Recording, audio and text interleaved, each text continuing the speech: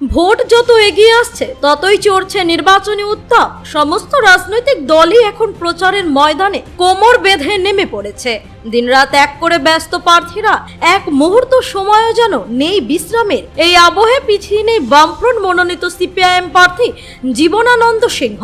রবিবার 5ই এপ্রিল সকালেই তিনি কর্মী সমর্থকদের নিয়ে রায়গঞ্জের ফরেস্ট মোড় এলাকায় মণিপাড়ায় বাড়ি বাড়ি প্রচারে নামেন।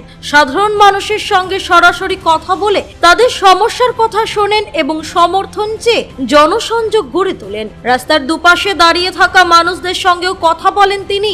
এলাকার উন্নয়ন, কর্মসংস্থান এবং স্বচ্ছ প্রশাসনের বার্তা তুলে ধরেন তিনি। এই প্রসঙ্গে জীবনানন্দ সিংহ বলেন, মানুষ এবার দুর্নীতি মুক্ত, অপশাসন মুক্ত এবং ধর্ষণ মুক্ত সমাজ গড়তে এবং কর্মসংস্থানের দাবিতে ভোট দেবেন। আমরা মানুষের পাশে থেকে সেই লক্ষ্যেই কাজ করছি। তিনি আরো বলেন, দীর্ঘদিন ধরে মানুষ যে বঞ্চনার শিকার হচ্ছেন তার পরিবর্তন এবার নিশ্চিত। সাধারণ মানুষের ন্যায্য অধিকার ফিরিয়ে দিতে এবং উন্নয়নের সঠিক রূপরেখা বাস্তবায়ন করতে আমরা বদ্ধপরিকর। মানুষের সমর্থনই আমাদের সবচেয়ে বড় শক্তি।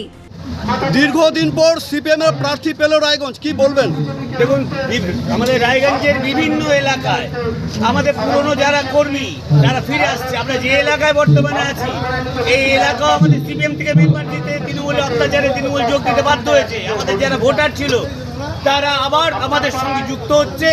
এবার মানে ঝাঁকে ঝাঁকে লোক আমাদের এই এলাকার ভোটাররা তারা ডাকছে, বিভিন্ন এলাকায় যাচ্ছি, তাদের ব্যাপক সাড়া পাচ্ছে। প্রাক্তন প্রধান থেকে এবার বিধায়কের প্রার্থী হলেন। দেখুন, প্রধান ছিলাম, পার্টির দায়িত্ব পালন করেছি, বিধায়কের করেছে, বিধায়কের জন্য লড়াই করছি, পদের জন্য পার্টির লক্ষ্য নিয়ে আমরা লড়াই করছি। কেমন সাড়া পাচ্ছেন? না, সব আমাদের রায়গঞ্জের সব অংশে মানুষের ভীষণভাবে সাড়া পাচ্ছি। বা এবার আমাদের পার্টি জিতবে এটা আমরা আশাবাদী। লড়াই কতটা কঠিন হবে মনে করছেন? লড়াই সবসময় কঠিন, লড়াইকে আমরা হালকাভাবে নিই না, কিন্তু এবার যে অংশের মানুষের সাড়া পাচ্ছি সেই লড়াইয়ে বামপন্থীদের।